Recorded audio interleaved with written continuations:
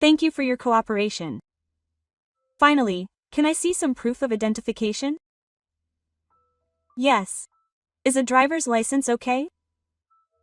I took my driver's license out of my wallet and handed it to the beautiful woman in front of me. She wrote my name on the driver's license. The moment she saw my name, she gasped and stared intently at my face. Didn't she hear my question?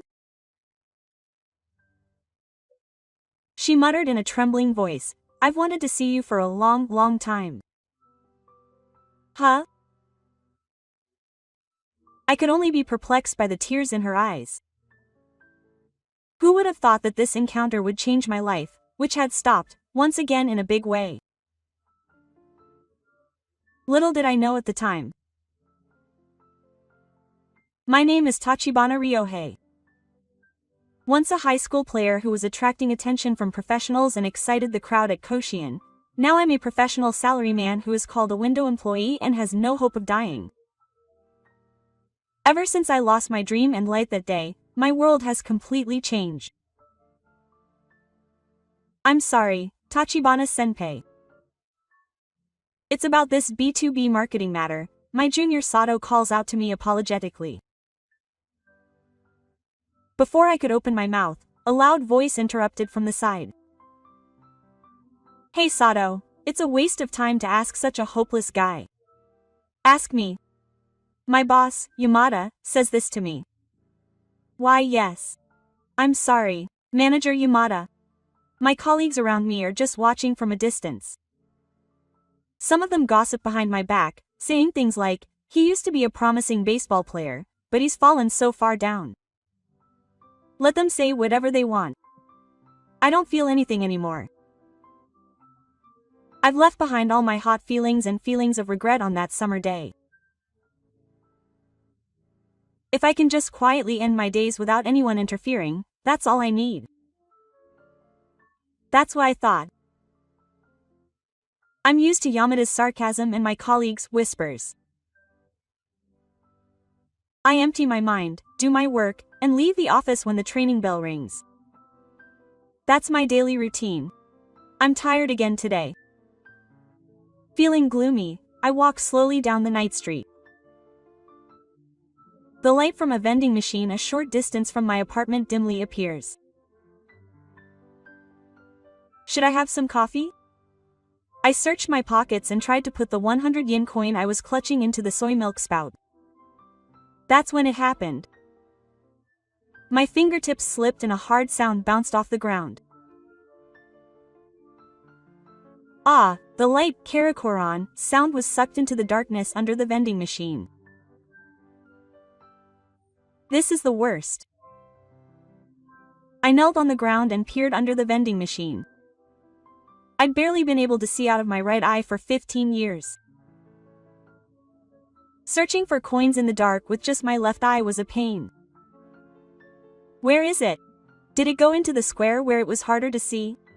I thought about poking it with my smartphone's flashlight, but even that didn't work. I reached out my hand, almost touching the ground, and felt around for the ties. I must have looked pretty suspicious from the flag. Good evening. Are you looking for something? A sudden, shrill voice called out from behind me, and my shoulders jumped violently.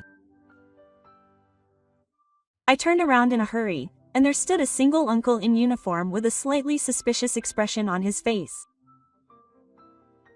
His face, illuminated by the moonlight, was surprisingly well proportioned. Oh, no, this is bad. They think I'm a total stranger. I hurriedly stood up and explained the situation while patting the dirt off my pants. I'm sorry. She laughed softly as she watched me squirm under the vending machine after dropping my money. I slipped a little bit off the cover. Is that so? That's terrible. If you'd like, I can help you look for it. Huh? No, it's not nice to interrupt your work. It's fine. This is part of our public service. After saying that, she turned on the light on the smartphone I was holding and, with practiced movements, shone a light under the vending machine. Ah, there it is. It's in the corner. She reached out her slender, supple fingers and easily picked up the muddy 100 yen coin. Here you go. Oh, thank you. I'm sorry, that was helpful. I accepted the 100 yen coin she offered me and ate it. I didn't want to get involved any further and cause more trouble. I tried to leave the place with her. I'm sorry. Would you mind waiting a moment? But as if she had sensed the intention of that arm, she spoke to me again. Is there anything else? Yes. Just to be sure, would you please cooperate with the police questioning for a moment? There have been many cases of robbery around here recently, and although her tone was polite, there was a professional sharpness in her eyes. I resigned myself and let out a big sigh. Okay. Thank you for your cooperation. Now, your name and address. After answering a few formal questions, she finally said, "Finally, can I see some proof of your identity?" Yes. Is your driver's license okay? Quote. I took my driver's license out of my wallet and handed it to her. That moment I experienced at the beginning came again. The moment she saw the name Tachibana Ryohei written on the driver's license, she gasped. Then she stared at my face as if she was devouring me. I could tell that her gaze was directed at the old scar on my right eye. It seemed that my question had not reached her after all. She said in a trembling voice, as if she couldn't believe it.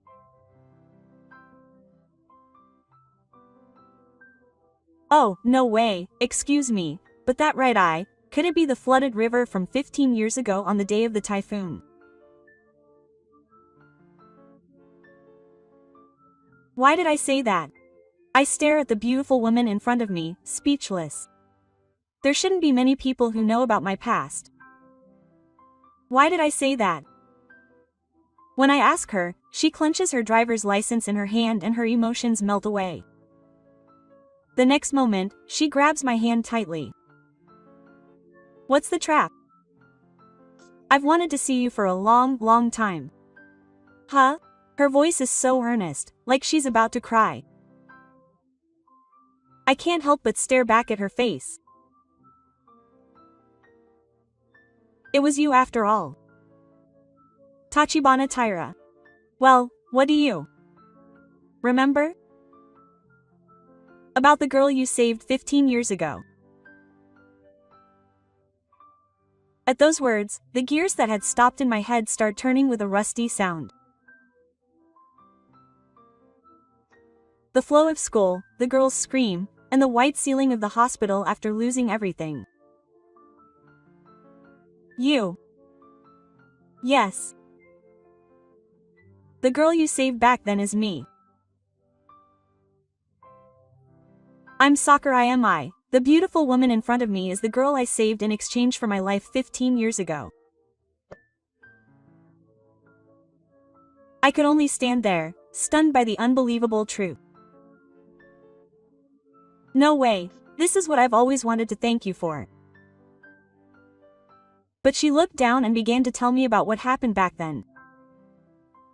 Apparently, after the incident, her parents tried to apologize to me and convey their condolences. But my parents refused. They said they didn't want to cause her any unnecessary trouble. That's why I couldn't meet her. Oh, that happened. I did say that. I didn't want her, who was still young, to carry the burden of having stolen the dreams of a promising boy for the rest of her life. As long as you're safe, that's enough for me. Don't worry about it. When I said that, she raised her face vigorously. Her eyes were moist with tears. No, it's not enough. I ruined your life, and yet I haven't been able to say a word of gratitude. That's absolutely wrong. So please. Just once is fine. Let me thank you properly. She held my hand and bowed deeply. Her earnest expression and the warmth from her palms made me swallow the words, "That's enough."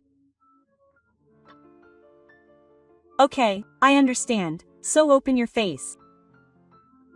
When I said that, her face brightened up. Really? Oh, then buy me a meal. That's all for now. Yes. Of course. And so we exchanged contact information and made plans to meet up for dinner sometime. I'll get in touch with you again, she said happily as she ran off. I just stared blankly at her back for a while. Sakurai, huh? I felt as if a little bit of color had suddenly appeared in the world that had been static for 15 years. A few days later, I was at the restaurant where I had made the appointment with Mi-san. The interior had a slightly stylish and calm atmosphere. Articulated lighting gently illuminated the tables, and quiet jazz was playing. I felt a little overwhelmed by this world that was so different from my usual life, and I couldn't calm down. Excuse me. Sorry to keep you waiting. No, I just got here too. I guess it was a good thing she pretended not to notice my lie, which I had told about 10 minutes earlier. She had a soft charm about her, wrapped in a white blouse, different from when she was in her uniform. Her appearance suited the atmosphere of this restaurant well. After we finished ordering, there was a slightly awkward atmosphere at first. I'm sorry for the inconvenience I caused you the other day. For suddenly grabbing at me like that. No, thank you. Did you get home safely after that? Yes. It was like a dream, and my heart was pounding the whole time after I got home. I never thought I'd actually meet you. After exchanging such casual conversation, when the food was brought to me, she put down her fork as if her stomach had disappeared. I could tell from her expression that she was finally getting to the main topic. Thank you so much, Tachibana-san, for today. And I'm so sorry. Saying this, she bowed her head so deeply that it touched the table. I could feel the gazes of the other customers looking at me, wondering what was going on. Stop it, Missin. Look up. There's really nothing for you to apologize for. No, there is. In fact, I happen to have a friend who works at the same company as you, and I heard a little bit about what happened at work from her. It's all my fault that you're going through so much pain every day. If I hadn't drowned in that river, you would have been a professional baseball player known to Japan by now. Tears fall uncontrollably from her eyes. She's also been carrying a heavy burden for 15 years. I can feel her pain so much. She must have been blaming herself for it. That's not true. It's not your fault. It was just an accident. Besides, I jumped in to save you of my own free will. I've never regretted it even once. When I tell her the truth, she looks up, sobbing. But because of me, your dream has been ruined. So let me ask you one thing. Are you proud of your work as a police officer now? Yes. Of course. Then that's fine. You're the person you are today because you were safe back then. And there will be many people who will be saved by you in the future. When I think about it that way, I can see that what I did was really meaningful. At my words, Misa remained silent for a while, shedding tears, but eventually she began to tell me about herself, bit by bit. After that accident, I had been thinking about how to use the life you saved. When I read about you in the newspaper, I realized that I had done something terrible to you as a child, that you couldn't play baseball anymore. That's why I wanted to be someone who could help someone who could protect someone. That's why I became a police officer. My parents were strongly against it, but I convinced them that this was my way of atonement, and when I met you again someday, I wanted to be able to proudly tell you that the life you saved had become like this. I see. This girl has been searching for her own path and fighting all along. I felt my heart warm at her strong spirit. She had kept moving forward during the 15 years that I had lost. That's why I couldn't bear to see you now. I can't just leave you suffering at work. Tachibana-san, do you have any plans to get involved in baseball again? Any way is fine. Please let me support you. Her earnest eyes pierced straight through me.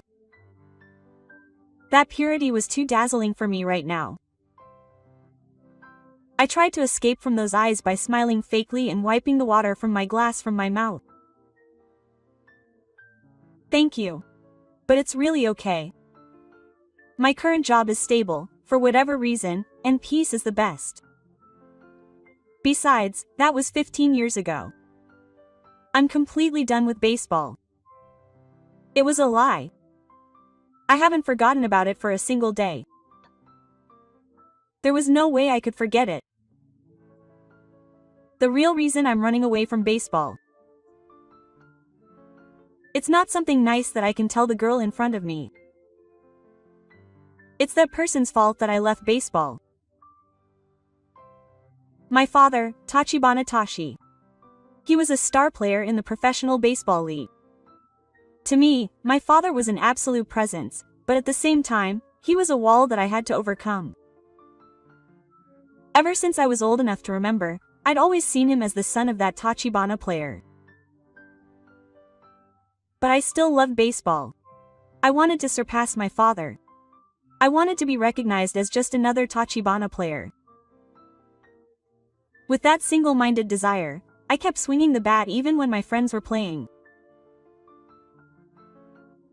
And then I got to play in Koshien and get attention from the pros, but that accident ended everything.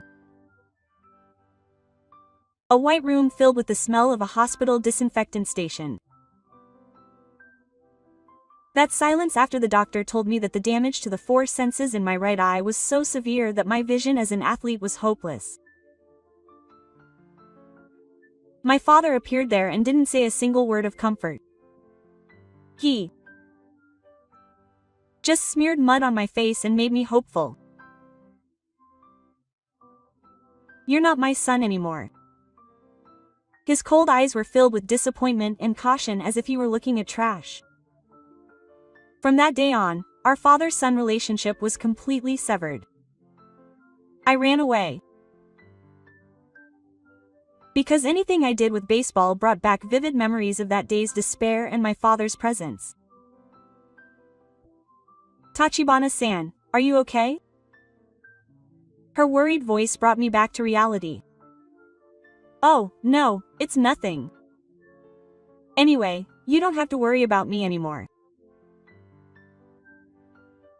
I forced the conversation to end, as if to suppress the bitter feelings that were welling up in my heart, and I paid the bill and left the store. We walked toward the station in an awkward silence, the night breeze comforting my flushed face. It felt like the lie I had told had created a wall between the two of us. Tachibana-san. She was the first to break the silence. When I turned to her as she stopped, she took out her wallet from her bag as if she had made up her mind about something. It might bother you even more if I show you something like this, but I absolutely have to. Saying this, she carefully folded and took out an old piece of paper from her wallet. Unfolded, it was a newspaper clipping with the edges worn out from being folded over and over again. What was reflected on it was an image of me as a high school student, smiling broadly and making a gutsy pose on the ground at Koshian. This is a newspaper article from 15 years ago.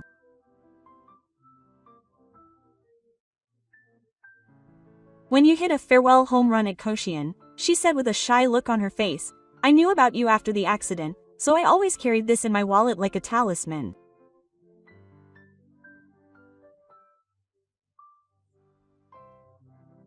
Whenever I was having a hard time or felt like giving up, I would look at this article and see you moving on to this article, and it would give me courage. For 15 years, while I was running away from baseball and living listlessly, she treasured my past glory as a talisman. That fact resonated heavily in my heart. I couldn't speak. Sorry about that. It's gross, isn't it? Forget it. Did she misunderstand my silence? She hurriedly tried to put the clipping away. I instinctively grabbed her hand. No, thank you. That was all I could finally squeeze out. Thank you, Mi-san. I was happy. Her eyes widened in surprise at my words, and she smiled as if she was about to cry. After that incident, in the slightly tense atmosphere, I asked her, Mi-san, do you have any plans after this? She smiled a little troubledly. It was because my father was taking over and I had to go and check on the Little League baseball team. Your father is the coach? Yes. But I haven't been feeling well lately, so the kids are worried, so they asked me to go and check on them instead. But I don't know much about baseball other than the rules, so what should I do? Seeing her anxiously furrowing her brow, a conflict arose in my heart. I don't want to go. Baseball is no longer my world. But, am I going to let her go off on her own when she's genuinely troubled? The clipping I had just seen flashed through my mind. I couldn't believe the words that were coming out of my mouth. If it's okay with me, I'll go with her. But Tachibana-san is going to play baseball? Well, if I'm just going to watch, there's no way she'll say anything to me since I'm a kid. What am I talking about? I couldn't take back what I had said. It's Little League baseball. No one would know who I am. I'll just watch for a bit. It'll be fine. Telling myself that, I decided to accept her offer. We took a taxi to an old ground on the riverbank. The view outside the window gradually changed from a familiar residential area to an open green space. My heart started beating faster little by little. The moment I saw the ground, I gasped. Under the evening sky, small children were shouting, "Come on, out!" in high spirits. The smell of his mouth, the satisfying sound of the river ball landing in the mitt, the children's perfection, all of these things stirred something deep inside me. It brings back memories. Everyone gather. When Mi-san called out, the children in their muddy uniforms gathered around. I'm sorry. The coach couldn't come again today, so he brought a powerful skater instead. It's Tachibana-san. The children looked at me with curious eyes. I awkwardly bowed my head. When practice resumed, I watched the scene from behind the net absent-mindedly. It was like watching a film of my past. Then I noticed a small boy swinging his bat while tilting his head repeatedly. Damn it! Why isn't it flying? The ball was hitting the bat, but it was just a weak grounder. He looked exactly like the wall I had once run into. His armpits are too closed. He's so eager to hit the ball that his whole body is tense. That won't allow the bat to come out smoothly. Unable to watch, I instinctively walked over to the boy. What's your name? Huh? Kita, but who's that old man? I'm Tachibana. Can you take a moment to get ready? Kita, with a sullen expression on his face, obediently assumes his batting form. Yeah. I thought so. Relax a little. Don't tense your arms. Pull the ball this close to your body and concentrate your power at the moment of impact. I correct his form while supporting his small body. A feeling I thought I had forgotten is ingrained in my body. The words I should have taught him come out of my mouth naturally. Alright, now give it a shot. Kita turns to the pitcher with a half-godly expression on his face. And he hits the ball as I taught him. A high-pitched metallic sound echoes through the field. The eighth ball is a sharper liner than ever before, and it goes through Gaia. Amazing! The boy stared blankly at the outcome of his compromise, then looked back at me with sparkling eyes. You're amazing, old man. Thank you. Tachibana. Your words of gratitude warmed my heart. After that, I watched the other children play and gave some advice to them. Hey, pitcher over there. Your body opens up too much after you throw. Be aware of the wall on your left shoulder. Shortstop, you're slow after catching the ball. Anticipate your next move before the ball comes. The children were obedient and absorbed what I taught them right away. It was pure joy to watch them grow. It was as if forgotten feelings were gradually coming back to life. At the end of practice, Kenta tugged on the hem of my shirt. Tachibana's old man. Tachibana, let's do it together. Show me your batting. The other children want to see it too, he said, encouraging them. No, I can't do it because I can't see with my right eye anymore. I tried to refuse, but I couldn't shake my head when I saw the children's pure eyes. Mi-san smiles and says she wants to watch it next to her. I sigh and borrow a bat and stand in the batter's box. It's been 15 years since I've been to this place. The feeling of the dirt on the soles of my feet brings back memories. The boy pitcher swings. The ball is released. I can't see with my right eye, so it's hard to judge the distance from the ball. Fear crosses my mind for a moment. But my body remembers.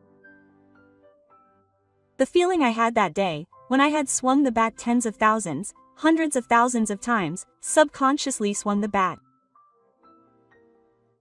A dull impact is transmitted to my hand.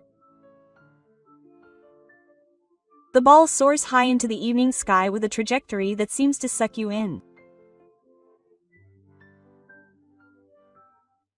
Everyone on the field holds their breath and watches the pitcher eagerly.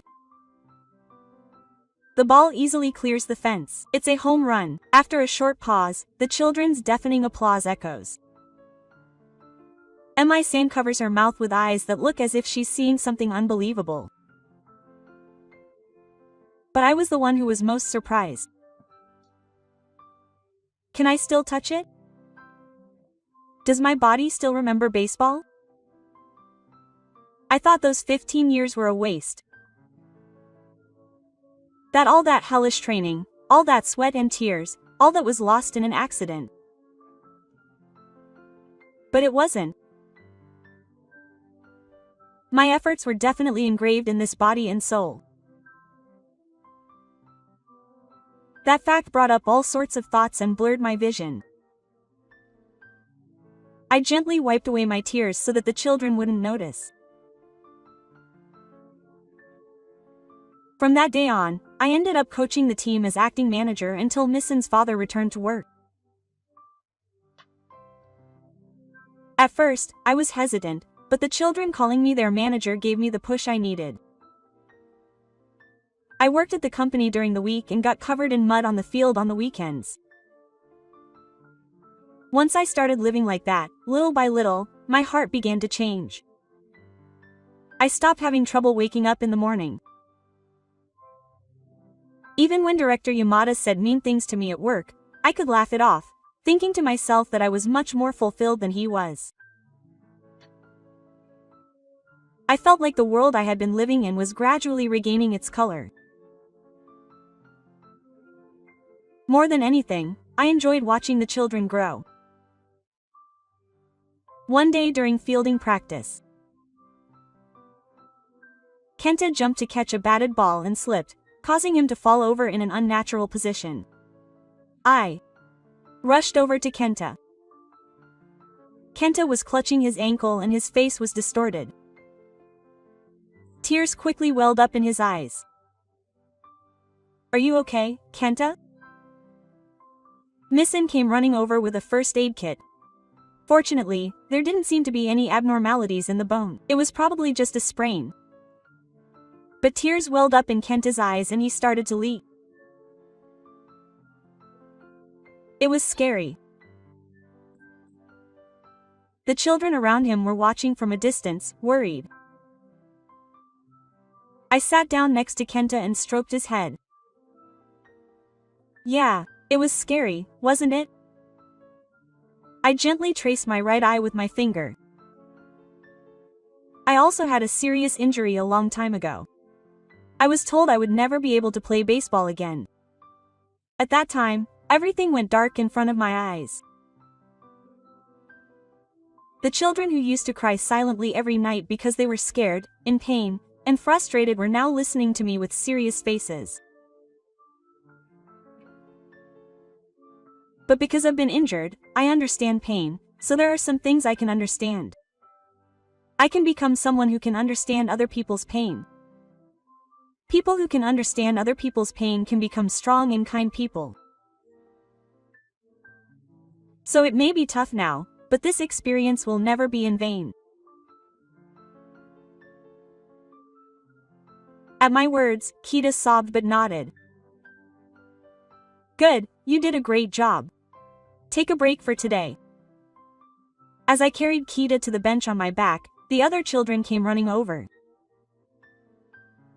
From that day on, the way the children saw me changed.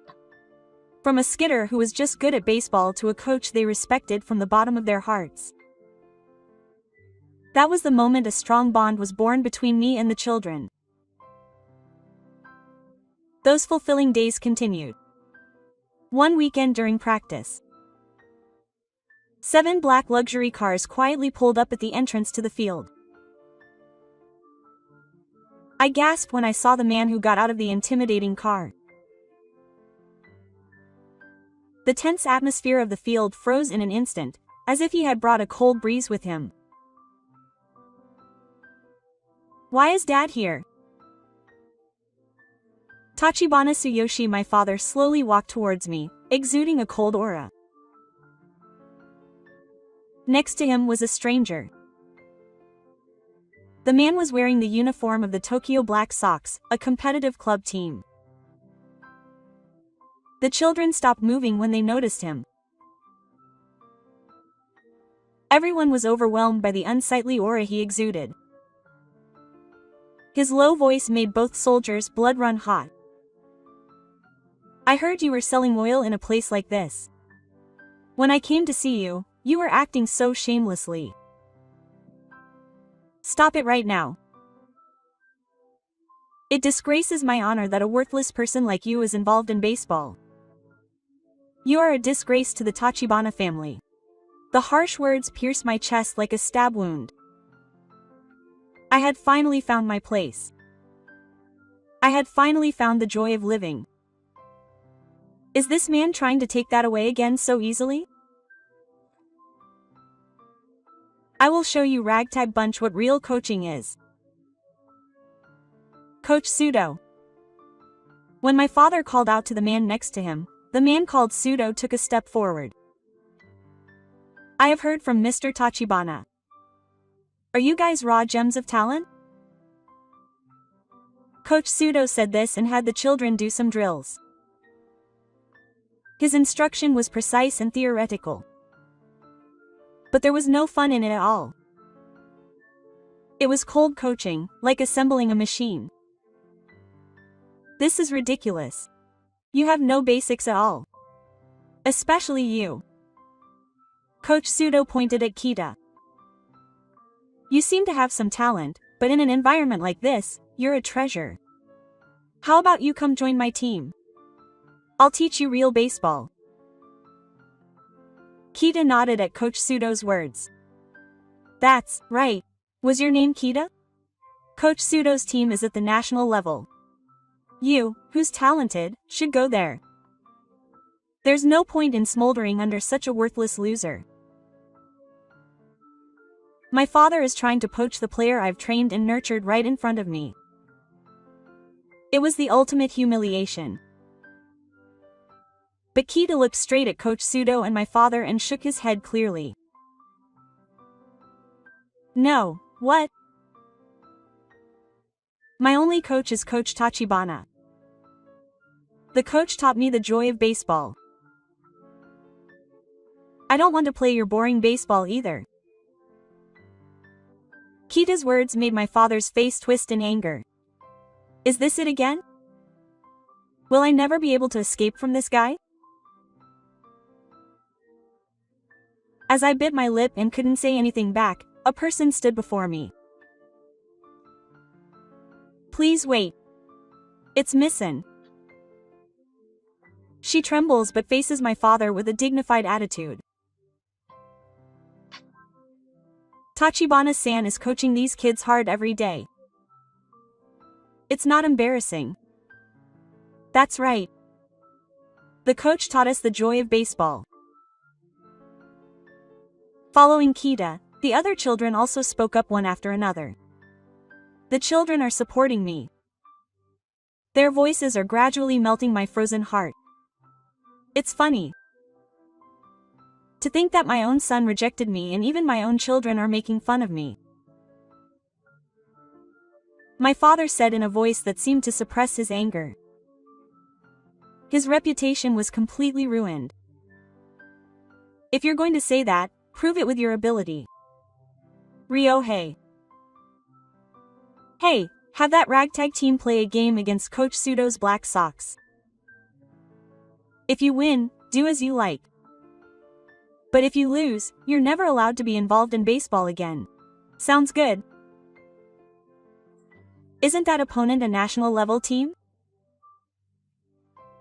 This isn't fair. Mi-san protests, but my father just laughs. The opponent is a group of rising national players. Our team is just a ragtag group of boys. There's no way we can win.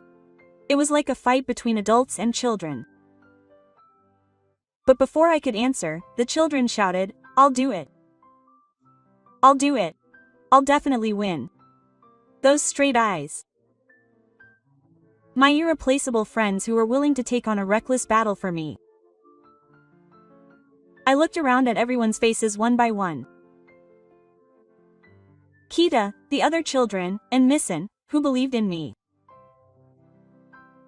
Something solidified inside me when I saw their faces. It was time to stop running away. I didn't take my eyes off my father. He continued to control my life. I made up my mind to confront this giant presence for the first time. I'm not alone anymore. I have these children. The day came to my heart for the first time in 15 years. I understand. Let's do it, Dad. I looked my father straight in the eyes for the first time and told him clearly. Time that had stopped for me now started moving again. On the day of the game, the ordinary riverside ground was filled with an unbelievable number of spectators. An incredibly reckless showdown between the Tokyo Black Sox, a competitive baseball team, and the Riverside Angels, an unnamed youth team.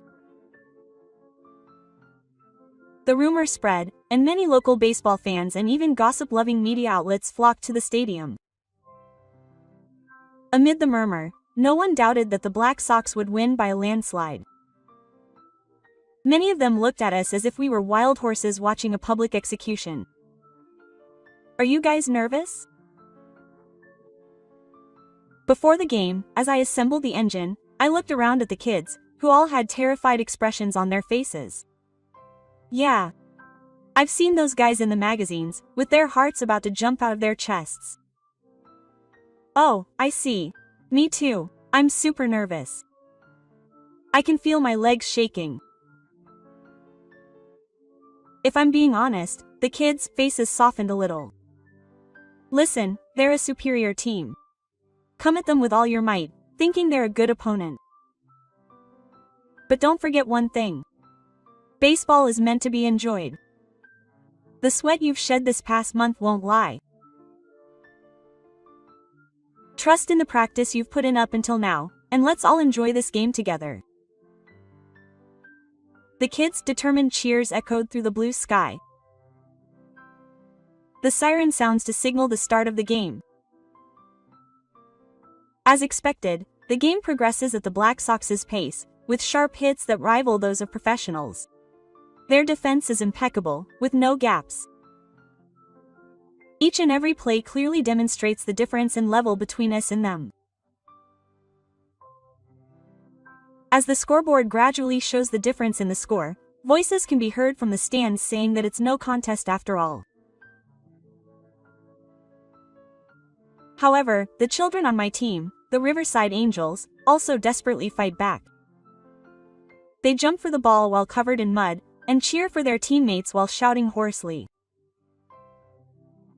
Their appearance gradually begins to move the hearts of the spectators.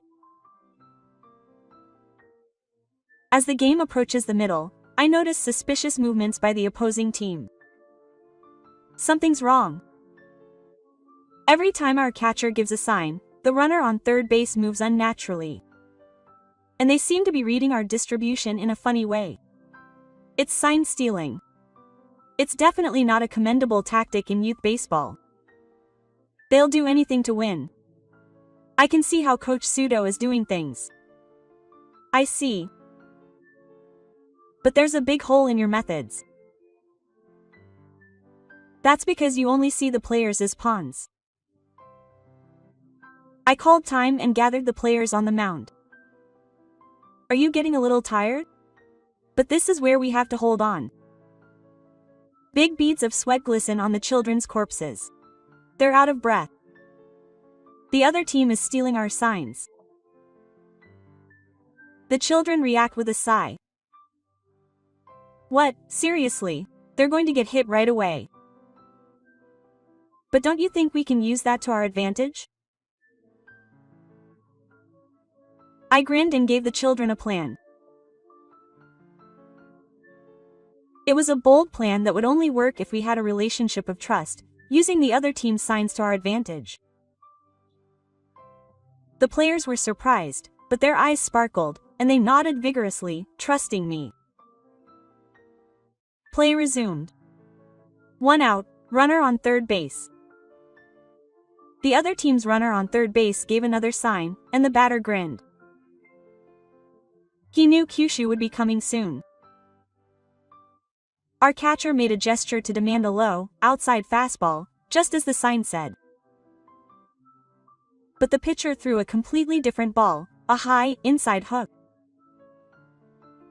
The batter, completely thrown off his timing, struck out swinging. And the runner on third base had already started running at the same time as the pitch. It was a squeeze play. But the catcher, who had read the movement perfectly, caught the ball and easily got the runner out. It was a double play change. What? Manager Sudo, who was sitting in the opposing dugout, glared at us with a look of surprise and anger. We had been outdone. That play gave the Angels kids a new lease of life. We were inferior in terms of skill. But we had a strong relationship of trust between the manager and the players, and among ourselves.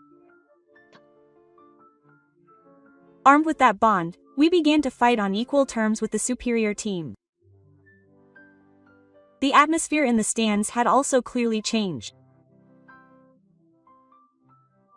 At first, the people who had been rooting for the Black Sox were now loudly cheering for us, following every play by the desperately fighting Angels.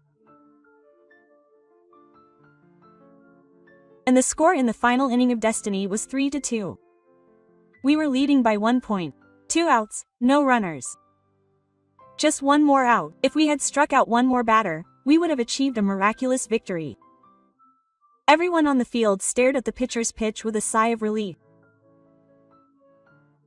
But the baseball gods would not give in so easily. King. The Black Sox's fourth batter swung with all his might and the ball flew up into the night sky, leaving behind a high-pitched metallic sound. I could only stare up at its cruel trajectory. The ball flew mercilessly over the fence. A game-winning, farewell home run.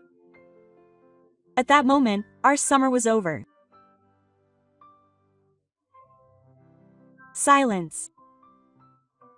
As the siren rang out, the Angels players collapsed on the spot. The children's cheers echoed across the field.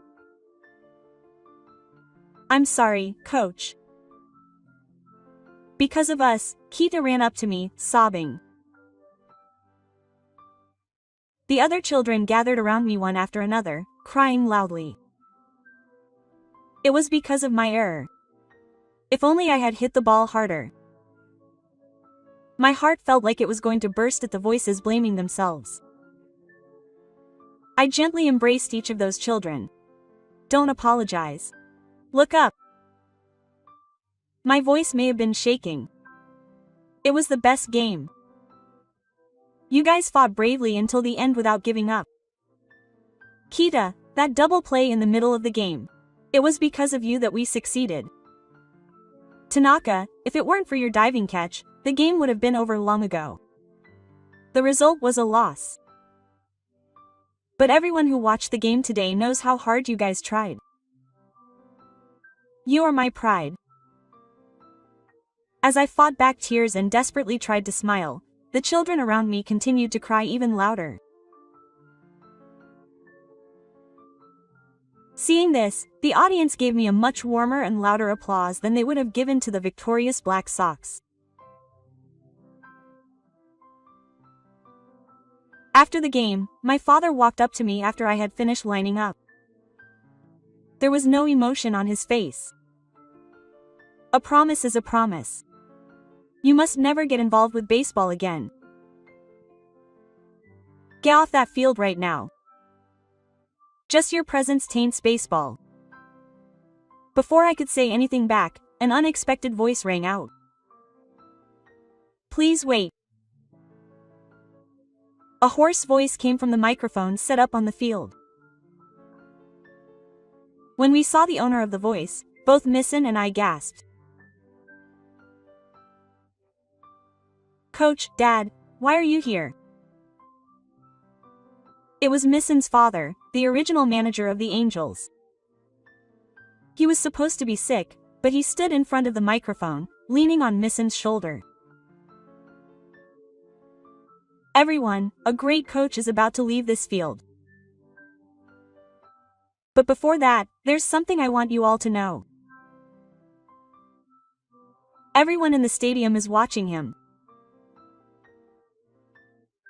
Do you know who Coach Tachibana Ryohei is, standing there now? The audience is in an uproar. This man is none other than the genius who thrilled Koshien 15 years ago, Ryohei Tachibana, the true hero who sacrificed his dream of becoming a professional baseball player in the future to save the life of a girl drowning in the academic world.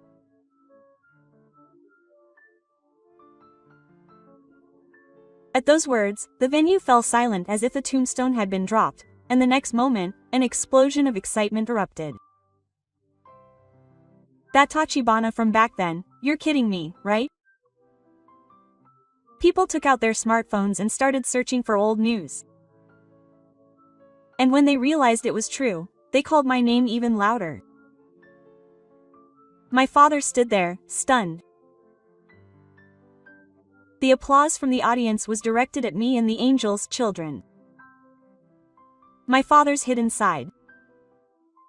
His accident-centered attitude, which was more concerned with public opinion than his son's heroism, was exposed to Hakumi. Mr. Tachibana, I can't keep up with your methods anymore. Black Sox manager Sudo quietly told my father. Then he turned to me. Quote, I'm sorry, Manager Tachibana. You've taught me not only the skills of baseball, but also the essence of developing a team. If you don't mind, could you please have a clean practice game with us next season? With that, he bowed deeply to me and led his team away. The sincere praise from my rivals proved my worth as a leader more than anything else.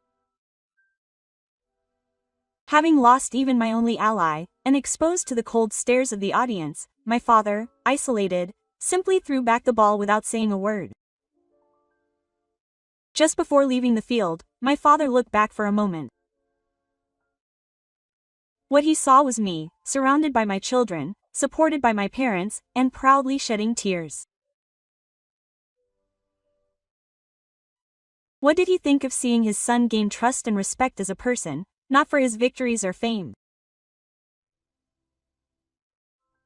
My father quietly left the scene, as if he had only just realized the value of what he himself had never been able to obtain. His back looked the smallest I had ever seen. After my father left, I stood there for a while. I had thought that my life up until then had been nothing but a waste, but it was different. Perhaps my injury and my departure from baseball were all for this day. When I thought about that, tears naturally welled up in my eyes. Kenta, whose face had been cleared of tears, stood before me. In his hand was a gold medal made of colored paper and ribbon. This is from us to the coach. Kenta put the handmade gold medal around my neck. On the back of the medal was written, "Thank you, children, in your humble land." We lost the game, but to us, the coach is the best coach in the world. Thank you, coach. Quote. The children's words completely broke my bonds. I cried out loud like a child. I was so happy and warm that I couldn't help myself. Then, he gently handed me something worthless. When I looked up, Mi-san was smiling gently with tears in her eyes. Thank you for your hard work, coach. You were really cool. I accepted the haka value and continued to cry next to her. Before long, one by one, the spectators left the field with the afterglow of emotion in their hearts. The children also left with their parents, leaving behind cheerful voices saying, "See you tomorrow, coach." The silence of dusk fell on the field that had been so noisy. Leaving only Mi-san and me, I once again held onto my slightly damp hands and opened my mouth. Mi-san. Yes. Thank you. For always supporting me. I should be the one to thank you. Ryohei-san has given my life light once again. Her profile, bathed in the setting sun, was so beautiful. I strongly felt that if I didn't tell her how I felt now, I would regret it for the rest of my life. I really mean it. The fact that I can laugh again like this, and that I can truly enjoy baseball, is all because of Mi-san. You've made my time that had stopped move again, mercenary. So from now on, I want you to always be by my side, not just as my team partner, but as my life partner. I confessed with all my might in a trembling voice. She opened her eyes wide in surprise, and then tears welled up in her eyes, but she nodded repeatedly with the best smile. Yes. Yes. I want to always be by Ryohei-san's side too. I gently pulled her close and hugged her tightly. I could feel her shoulders shaking. It was a warm and irreplaceable treasure that I had finally reached after 15 long years. A year later, I was still the Angels' manager. After the game, the team became famous in the local area, many new members joined, and the field was always full of energy. I quit my job and chose to live as the coach of this team. And she's still by my side. No, she's not just a manager anymore. Can you clean up that ball over there? Yes, please. Thank you, Mitsuki. She became my wife and was now like a mother to the team, and was loved by the children. My world, which I had colored, was now shining with many faces.